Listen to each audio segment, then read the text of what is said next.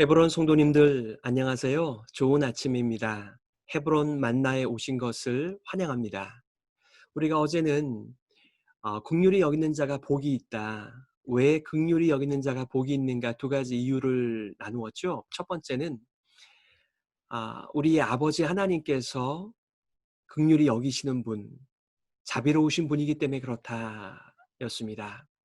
우리가 하나님을 아버지라고 부르면서 그 하나님을 닮는 것은 너무나 자연스러운 일이라는 것이죠. 두 번째는 왜 우리가 긍휼히 여기는 자의 삶을 살아야 하는가? 그것은 우리는 하나님의 자비와 긍휼을 받았고 받고 있으며 앞으로도 하나님의 긍휼이 필요한 사람들이기 때문이다라고 나누었습니다. 자, 오늘도 우리가 팔복의 5번째 시간 다 같이 우리 이 말씀 한번 읽죠. 긍휼히 여기는 자는 복이 있나니 그들이 긍휼히 여김을 받을 것이미요. 아멘. 자, 우리 김건호 목사님과 함께 시작하도록 하겠습니다. 사랑하는 성도 여러분, 이 아침 이 시간 긍휼이 어떤 것인지 다시 한번 마음에 새길 수 있기를 바랍니다. 긍휼이란 불쌍히 여기는 것입니다. 긍휼은 공감하는 것입니다. 긍휼은 행동하는 것이고 긍휼은 나의 귀한 것, 그리고 결국에는 나를 주는 희생이에요. 그렇다면 여러분, 우리는 누구를 긍휼하게 여겨야 할까요? 어떤 사람을 긍휼히 여겨야 합니까? 첫째로 예수님을 만나지 못한 사람들, 또 영적으로 약한 사람들을 긍휼히 여겨야 합니다. 여러분, 긍휼은 영혼을 불쌍히 여기는 마음이에요. 즉, 어떤 사람이 영적으로 비참한 상태에 있는 것을 보고 불쌍히 여기고 구원하고자 하는 마음이 긍휼이며, 믿음이 약한 사람들의 믿음을 자라게 하고 싶은 안타까운 열망이 긍휼의 마음이에요. 19세기 영국의 설교자 찰스 스펄전은 전도란 한 거지가 다른 거지에게 어디에 가면 빵을 얻을 수 있는지 이야기해 주는 것과 같다 그랬어요. 전도가 뭐냐? 거지가 다른 거지에게 저기 가면은 빵이 있다, 저곳에 가면 네가 살 수 있어 라고 가르쳐 주는 것이 전도라고 말했습니다. 저는 이것이 긍휼을 설명해 준다고 생각했어요. 영적으로 죽었던 한 사람이 하나님의 긍휼로 산 자가 되어 자신과 같은 처지에 있는 또 다른 영혼을 불쌍히 여기어 생명의 예수님을 소개해 주는 것, 바로 그것이 긍휼이라는 것입니다. 이것은 예수님의 마음이에요. 마태복음 9장 36절, 무리를 보시고 민망히 여기시니 이는 저희가 목자 없는 양과 같이 고생하며 유리함이라. 예수님은 죄인들의 영혼의 상태와 비극적인 운명을 보시고 불쌍히 여기셨습니다. 그래서 그들을 살리기 위해서 죽으십니다. 멸망과 심판으로 가는 것을 그냥 두고 보고만 있을 수는 없으셨기 때문이죠. 그것이 긍휼이에요. 영혼을 구하고자 하는 마음, 그것이 긍휼입니다. 유다서 1장 22절, 어떤 의심하는 자들을 긍휼히 여기라. 또 어떤 자들을 불에서 끌어내어 구원하라. 예수님을 모르는 사람들을 구하기를 원하십니다. 사랑하는 여러분, 여러분이 예수님을 모르는 사람들을 보면 안타까워서 예수님 소개하고 싶은 마음이 듭니까?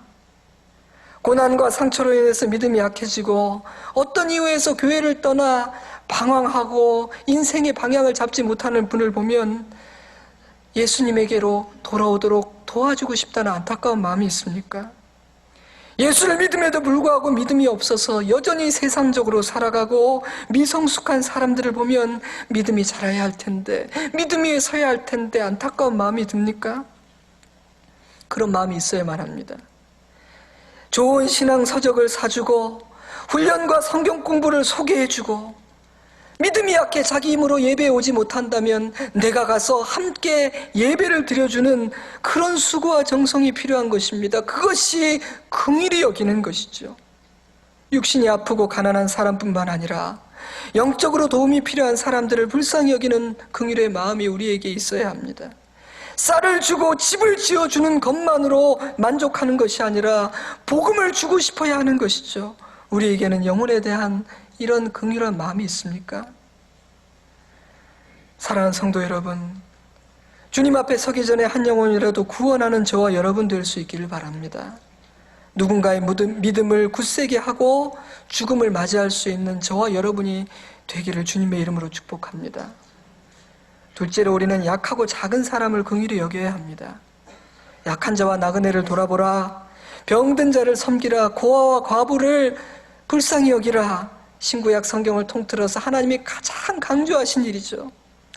예수님은 죄인과 약한 자들의 친구셨고 도움이 필요한 사람들을 외면하지 않으셨어요. 모든 병자들을 밤이 맞도록 새벽에 이르기까지 고쳐주신 예수님이십니다. 마태복음 18장 10절 삼가 이 소자 중에 하나도 없인 여기지 말라. 너에게 말하노니 저희 천사들이 하늘에서 하늘에 계신 내 아버지의 얼굴을 항상 배웁느니라. 소자, 미크로스, 가장 미미하고 하찮고 작은 존재를 의미하죠. 만약 예수님의 마음이 그들에게 가 있다면 우리의 마음도 거기에 있어야 하지 않겠습니까?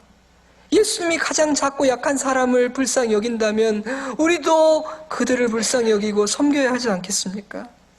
우리의 마음은 어디에 있습니까? 잠언은 이렇게 말합니다. 14장 21절 그 이웃을 업신 여기는 자는 죄를 범하는 자요 빈곤한 자를 불쌍히 여기는 자는 복이 있는 자니라. 헤브론 교회가 후원하고 있는 컴패션의 사역은 한 아이에게 긍휼을 베푸는 사역이죠. 제가 이 사역을 참 좋아하는 이유는 가난한 나라의 어린이는 성경이 말하는 소자이기 때문이고 또한 이 사역은 한 번 하는 이벤트적인 행사가 아니라 장기적으로 도와주는 지속적인 긍휼의 사역이기 때문입니다. 한 아이가 어른이 될 때까지 내가 책임지고 양육하는 사역이기 때문이죠. 여러분 한 번 긍휼히 여기는 마음을 갖는 것도 어려운 일이지만 오랫동안 계속해서 긍휼을 베풀기는 쉬운 일이 아니에요. 돈만 보내고 잊어버리는 것이 아니라 그 이름을 기억하면서 계속 기도해주고 정성스럽게 편지를 주고받는 일은 그거 쉬운 일이 아니거든요. 이 컴패션의 사역을 소개받고 나면 너무 좋은 일이고 마음이 감동이 되니까 수많은 사람들이 내가 후원하겠다고 신청서를 쓰는데 제가 조사한 바에 의하면 1년과 2년 사이에 11%가 그 후원 약정을 파기합니다. 10명 중에 한 사람이죠. 약한 자를 섬기는 것, 그것도 단 한 번이 아니라 장기간 오랫동안 돌보고 섬기는 것, 그것은 너무나 귀한 긍휼입니다. 그런데 말입니다. 저와 여러분 역시 언제 도움이 필요한 약자의 자리에 서게 될지 모르는 작은 자요 소자라는 것을 잊어서는 안 됩니다. 제가 오래전에 여행을 하다가 타이어에 펑크가 났어요. 어떤 분이 차를 빌려주었는데 굉장히 오래된 차를 빌려줘가지고 트렁크를 열어보니까 또 비상 타이어도 없었습니다. 전화도 되지 않고 도로의 열기는 너무나 뜨거운 가운데 얼마나 막막했는지요. 아무도 나를 도와주지 않고 차들이 쌩쌩 신나게 지나가더라고요. 위험하게 생기지 않았잖아요, 제가. 근데도 그냥 지나가는 거예요. 그런데 아주 허름하고 볼품없는 트럭 한 대가 서더니 한 멕시칸이 내려서 자기 차에 있는 타이어로 제 타이어를 교체해 주었습니다.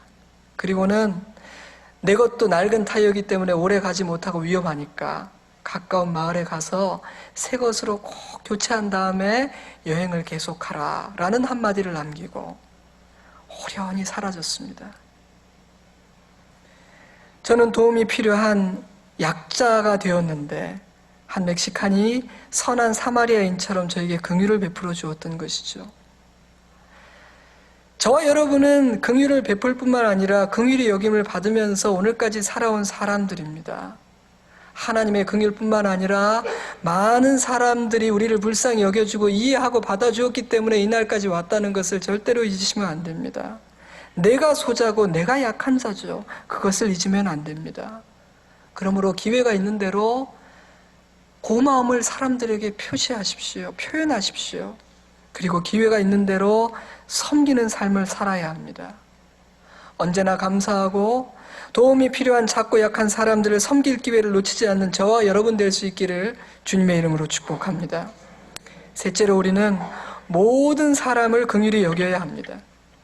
시편 145편 9절 여호와께서는 모든 것을 선대하시며 그 지으신 모든 것에 긍휼을 베푸시는도다.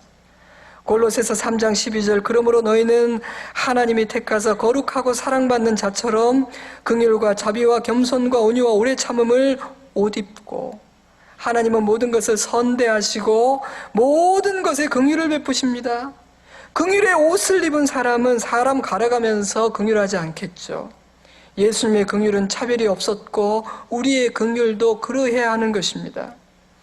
저는 모든 사람을 긍휼히 대하기 위해서 두 가지만 여러분에게 제안하고 도전합니다. 첫 번째로 말을 아끼고 조심하세요. 말에 긍휼을 베푸시기 바랍니다.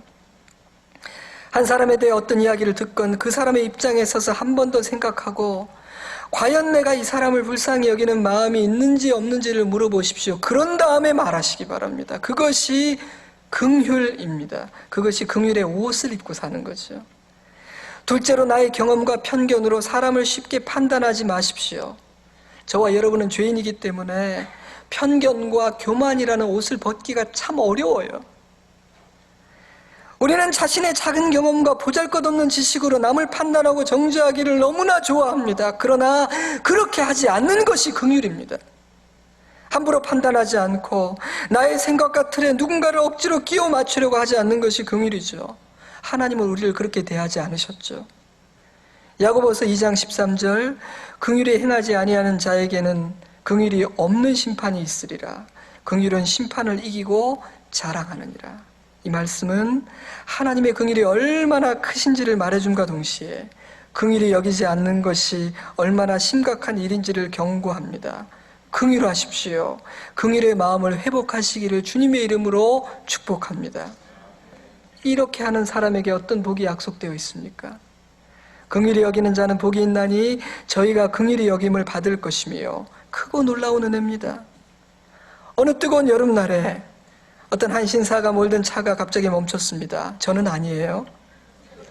휴대폰도 없던 어떤 시절 멀리 집이 보여서 그곳에까지 걸어가서 도움을 청했습니다. 집주인이 전화기를 빌려주고 정비공이 오는 동안 시원한 주스를 마시면서 그늘에서 쉴 수 있도록 긍휼을 베풀었죠. 그런데 얼마 후에 그 주인의 아들이 병에 걸렸습니다. 여러분 지혜로우니까 이야기가 어떻게 끝날지 벌써 딱 감이 오죠.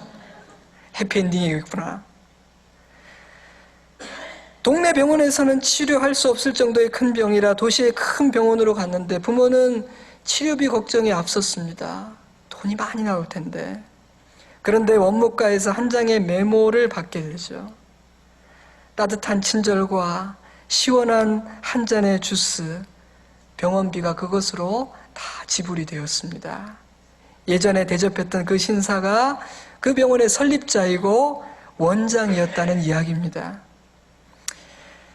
감동되는 분도 있겠지만 어떤 분들은 목사님 그건 너무 극단적인 예화 같습니다. 뭐 이렇게 말하실지도 모르겠어요. 맞아요.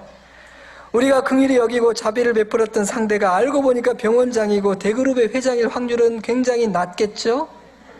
길 가다가 누구를 잠깐 도와줬는데 그 다음날 오더니 나의 후계자가 되어주시오. 뭐 이런 일이 쉽게 우리에게 일어나지는 않는 거 아니겠습니까? 하지만 이 이야기의 핵심은 긍휼을 베풀었더니 횡재했다, 대박이 났다 이것이 아니에요. 긍휼은 상대가 누구냐를 보고 행동하는 것이 아니라는 겁니다. 자비를 베풀었던 집주인이 그 신사가 얼마나 유력한 사람인지 알았겠습니까? 가만히 생각해 보니까 코다들이 병들 분위기고 신세 질 일이 생길 것 같으니까 미래를 보고 해주자 뭐 그렇게 했겠습니까? 그는 그저 도움이 필요한 한 사람에게 작은 긍휼을 베풀었을 뿐인데 뜻밖의 선물을 보너스로 받게 된 거죠. 하지만 여러분 보너스는 매일 받는 건 아니에요. 그러므로 긍휼히 여기는 자는 이 땅에서의 보상은 항상 다 받는 것은 아닙니다. 제가 생각할 때 이 이야기에서 주목해야 하는 것은 집주인이 베풀었던 긍휼과 그 사람이 돌려받은 긍휼의 크기가 비교할 수가 없다는 겁니다. 우리가 누군가를 긍휼히 여기는 것과 하나님께서 우리를 긍휼히 여겨주시는 것과도 비교할 수가 없다는 것이죠. 마태복음 25장 40절 너희가 여기 내 형제 중에 지극히 작은 자 하나에게 한 것이 곧 내게 한 것이니라. 아주 작은 자 하나에게 한 것이 나에게 한 것이다. 예수님은 긍휼을 크게 보십니다. 우리는 지극히 작은 자에게 하나의 자비의 행동을 했을 뿐이고 그것을 작게 여기지만 하나님은 그것을 매우 크고 위대하게 보신다는 것이죠. 그런데 여러분, 우리에게 그 긍휼을 갚아주시는 예수님은 병원장보다 훨씬 크신 분인 줄로 믿으시기 바랍니다. 그 크신 분이 우리를 긍휼히 여기시겠다고 약속하시니 긍휼히 여기는 자에게 예비된 이 은혜는 얼마나 크고 놀라운 것이겠습니까? 그 은혜가 우리가 누군가에게 베푼 작은 긍휼하고 비교할 수가 있는 거겠습니까? 세상의 부귀영화하고 상대가 되는 것일까요? 그러므로 긍휼히 여기는 자는 복된 자라고 예수님 말씀하십니다. 만약 여러분의 마음에 긍휼히 여기는 마음이 있다면 예비된 하늘의 은혜를 기대하셔도 좋습니다. 그럼 제가 이런 얘기 잘 안 하잖아요. 기대해도 좋습니다. 긍휼히 여기는 자는 복이 있는 자이기 때문이죠. 그러므로 여러분, 조금 전에 제가 나눈 그 이야기는 절대로 극단적인 이야기가 아니에요. 이것은 영적인 세계에서 오늘도 일어나고 있는 이야기입니다. 긍휼히 여기는 자를 하나님이 보고 계시고 충성되게 여기시고 하늘의 복을 주시는 것이죠. 우리가 알지 못하는 사이에 오늘도 많은 것이 지불되고 있고 하늘에 쌓이고 있는 것입니다. 그러므로 사랑하는 여러분, 긍휼히 여기는 이 일에 부끄럽지 않은 저와 여러분 될 수 있기를 바랍니다. 인색하고 고약한 사람이 아니라 긍휼히 여기고 자비를 베푸는 사람 될 수 있기를 주님의 이름으로 축복합니다. 말씀을 맺겠습니다. 긍휼에 대해서 묵상하면서 저는 은혜를 아는 사람이 그리스도인이다 하는 생각을 했어요. 은혜를 아는 사람. 여러분, 그리스도인들은 고마움을 아는 사람이에요. 은혜를 모르고 배은망덕한 사람은 하나님의 자녀일 수가 없습니다. 아버지께로부터 얼마나 큰 은혜를 받았는데요. 얼마나 많은 사람들의 긍휼을 입었는데요. 그러므로 여러분, 하나님께서는 우리 모두가 은혜를 알고 고마움을 고마움으로 느끼는 사람 되기를 원하십니다. 그런데 하나님은 그 은혜를 내게 갚지 말고 다른 사람들에게 갚으라고 말씀하세요. 그게 긍휼입니다. 다른 사람에게 긍휼을 베푸는 그것이 내게 받은 은혜를 내게 감사하는 그것이다. 그게 그거야. 이렇게 말씀하십니다. 그것이 긍휼이에요. 저는 여러 번 미국을 방문했었지만 공부하기 위해서 미국 땅에 왔을 때 누군가의 도움이 절실했습니다. 여행하는 거하고 사는 게 많이 다르더라고요. 그때 먼저 왔던 유학생들이 저를 도와주었습니다. 많은 도움 받았죠. 근데 한 학기가 지났을 때 또 다른 유학생 가정이 온다는 얘기를 들었어요. 제가 무슨 생각했을까요? 내 차례구나. 이번엔 내 차례구나. 누군가가 나에게 은혜를 베풀고 나는 그 은혜를 은혜 받은 그 사람에게 갚는 것이 아니라 다른 사람에게 갚는 것, 유학생 사회가 그렇게 움직여 왔더라고요. 저는 이것이 긍휼을 설명해 준다고 생각합니다. 하나님께로부터 내가 받은 그 은혜와 긍휼을 다른 사람에게 갚는 것이 긍휼이에요. 받기는 하나님께 받았는데 갚기는 지체들에게, 약한 사람들에게, 도움이 필요한 사람들에게 갚는 것, 그것이 긍휼이에요. 하나님은 그렇게 하나님의 나라를 지금까지 운영해 오신 거예요. 성도 여러분, 긍휼은 메아리처럼 울리게 됩니다. 내가 누군가를 긍휼히 여기면 그 은혜를 입은 사람도 누군가를 긍휼히 여기게 되기 때문이죠. 그때 교회는 교회되는 것입니다. 사랑하는 성도 여러분, 우리 자신이, 우리의 가정이, 우리의 교회가 긍휼히 여기는 마음을 회복하고 긍휼한 마음으로 충만한 교회 되기를, 가정 되기를 주님의 이름으로 축복합니다. 어떠셨습니까? 저는 오늘 말씀을 들으면서 긍휼은 메아리가 친다는 말이 마음에 와 닿았습니다. 우리가 날마다 하나님의 긍휼, 자비를 받으면서 그 자비와 긍휼한 삶을 우리의 주변에 있는 분들과 함께 나누면서 그렇게 메아리 치는 긍휼 말입니다. 저는 그동안 살면서 많은 긍휼을 받아왔습니다. 반면에 내가 얼마나 긍휼한 사람인가라는 질문을 던지게 되면 참 자신이 없네요. 우리 성도님들께서도 하나님의 긍휼을 받았으며 받고 있으며 또 앞으로도 받는 그 생애 속에서 또 긍휼한 삶이 메아리 치시기를 바랍니다. 내일은 주일입니다. 우리 7시, 9시, 11시 온라인 예배와 특별히 9시, 11시에 현장 예배를 위해서 여러분들께서 준비해 주시고 기도해 주시기를 바랍니다. 우리 내일 뵙겠습니다.